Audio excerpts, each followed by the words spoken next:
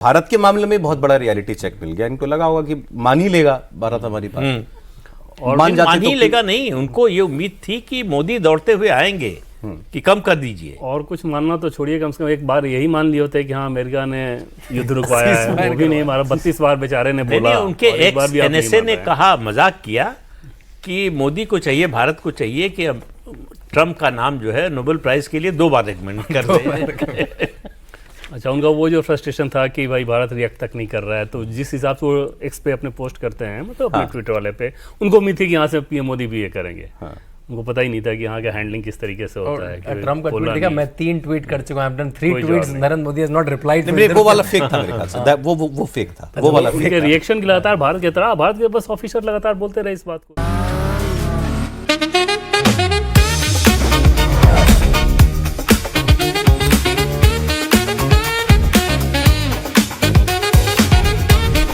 Pure technology that is built for your every sense.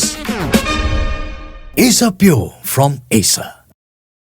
क्या करना है, किस तरह से। अच्छा, हैरानी बात और अब एक चीज़ और, कि पावर कॉरिडोर से ये बात बताया गया कि यूएस का जो कॉमर्स मिनिस्ट्री है और भारत की कॉमर्स मिनिस्ट्री, क्योंकि वहाँ तो शुद्ध रूप से फैक्ट्स पे बात होती है ना। दोनों के रेड लाइन थे कि हम आपके रेड लाइन में नहीं जाएंगे, आप हमारे रेड लाइन में नहीं जाएंगे, बाकी चीज़ों पर बात हो रही थी।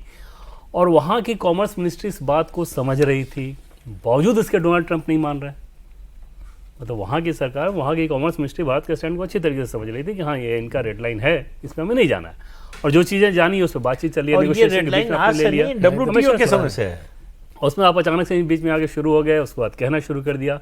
वो वहाँ के लिए भी रहस्य है कि इसके पीछे वजह क्या है। ठीक है। अब ये जो आपने बात कही कि भाई लोकतंत्र पर एक सवाल, जैसे कल से 2-3 शगुफे और शुरू हुए हैं हमारे देश के अंदर। कांग्रेस ने कहा, एक तो बीजेपी को किसने सलाह दी थी वो प्रेस कॉन्फ्रेंस करने की, कि आप बताइए कि राहुल गांधी घुसपैठियों के वोट से जीते हैं और फ्रॉड वोट से जीते हैं अभिषेक बनर्जी और डिम्पल यादव और अखिलेश यादव। कांग्रेस ने कह दिया थैंक यू वेरी मच, आपने हमारे साथ मिलकर इलेक्शन कमीशन की चोरी पकड़ी और अब मोदी से कहिए कि सत्ता छोड़ दो। किया था कि अगर वोटर लिस्ट खराब है तो वो अयोध्या में भी खराब थी, तो ये कहते ना अमेठी में भी खराब, ऐसे कहा नहीं गया शांतनु जी ना, वो तो सीधे कहा गया कि ये फ्रॉड, ये देखिए डुबेस वोटिंग की वजह से आप, चाहे बीजेपी कह रही हो, चाहे कांग्रेस कह रही है या कोई और पार्टी कह रही हो, सब लोग कह रहे हैं मतदाता सूची में गड़बड़ है, उसको ठीक किया जाना चाहिए। उसको ठीक करने का एक ही तरीका है SIR। नहीं, अब मैं जो सवाल पे आ रहा था वो ये कि क्या इसका कोई इम्पैक्ट जो है बीजेपी एज ए पार्टी या गवर्नमेंट में, जहां पे जिस दिन से भी आपको बात होती हो, कोई नजर आता हो कि यार ये जो माहौल बनाने की कोशिश हो रही है कि ये भी ठीक नहीं है या इसका भी जवाब आना चाहिए।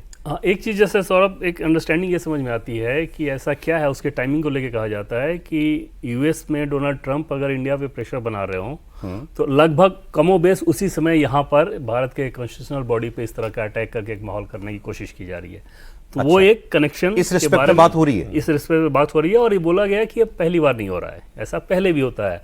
और उसमें एक डिजाइन देखा जाता है कि क्या बात है, कि मतलब वहाँ से अगर कुछ हो रहा है फिर यहाँ भी आप शुरू करो, और जो यहाँ शुरू कर रहे हो वो इतना ख़राब कि मतलब एकदम, अगर लोग उस बात को ना समझें तो आप तो एकदम क्रांति कराने की कोशिश कर रहे हो कि भाई पूरा का पूरा चुनाव ही फेक था। कहा जाता है ना कि जम्मू कश्मीर में आतंकवाद तभी शुरू हुआ था जब चुनाव में धांधली हुई। बिल्कुल, ये बात बिल्कुल मैं कहूँगा कि ये हमको करनी चाहिए। कहाँ से शुरू हुआ सर, बताएंगे ज़्यादा।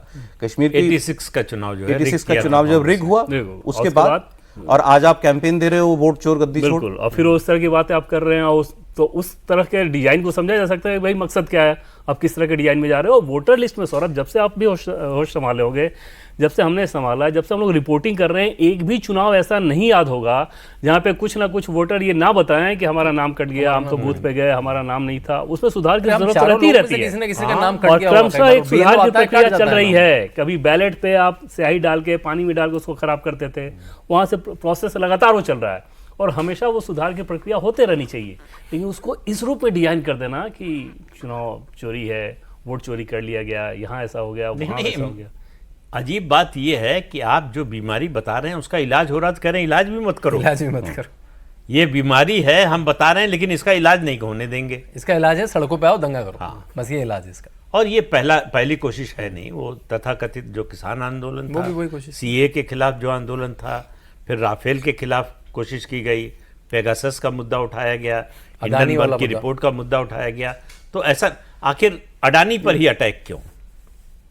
अडानी दो काम कर रहे हैं इस देश में, एक इंफ्रास्ट्रक्चर में इन्वेस्टमेंट जिसमें रिटर्न सबसे कम होता है,